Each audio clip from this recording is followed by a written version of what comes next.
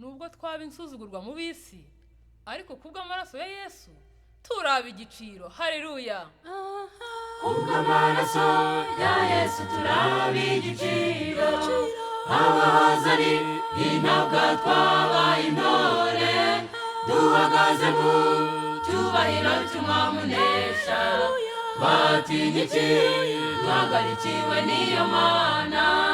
Kubw'amaraso ya Yesu turaba igiciro, abahoze ari intabwa twabaye intore, duhagaze mu cyubahiro cy'umwamunesha.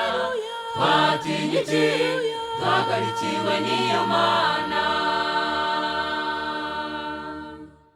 Birakomeye kugira ngo insuzugurwa nkanjye, intebye umunyantege nke ndetse udafite agaciro, Yesu yemere kuva mu ijuru aje kubana nanjye. Iyo neza ye mumfashe twese tumushime. Kubw'amaraso ya Yesu turaba igiciro, abahoze ari intabwa twabaye intore, duhagaze mu cyubahiro cy'umwamunesha. Twatinya iki? Duhagarikiwe n'iyo Mana.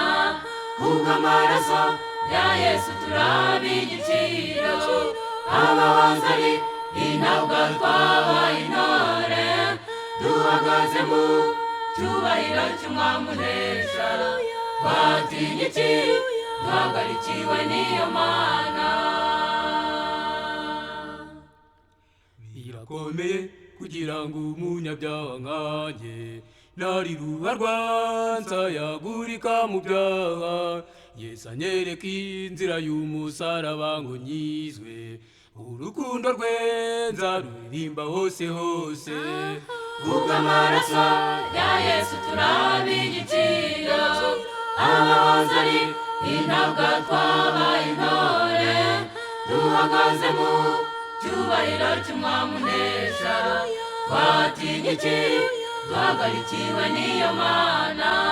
Kubw'amaraso ya Yesu turaba igiciro, abahoze ari intabwa twabaye intore, duhagaze mu cyubahiro cy'umwamunesha. Twatinya iki? Duhagarikiwe n'iyo Mana.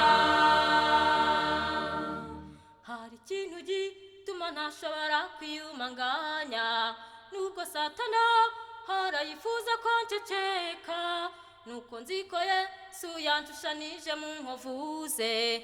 Ntawamvuvunura mu biganza by'uwo mukunzi, umutekano wacu yawushinze abamarayika. Twatinya iki? Tuzengurutswe n'izo ntwari. Kubw'amaraso ya Yesu turaba igiciro, abahoze ari intabwa twabaye intore, duhagaze mu cyubahiro cy'umwamunesha. Twatinya iki? Duhagarikiwe n'iyo Mana.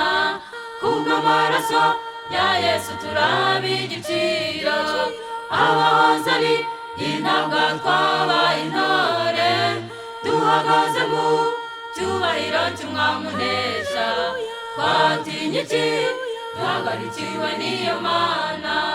Kubw'amaraso ya Yesu turaba igiciro, abahoze ari intabwa twabaye intore, duhagaze mu cyubahiro cy'umwamunesha.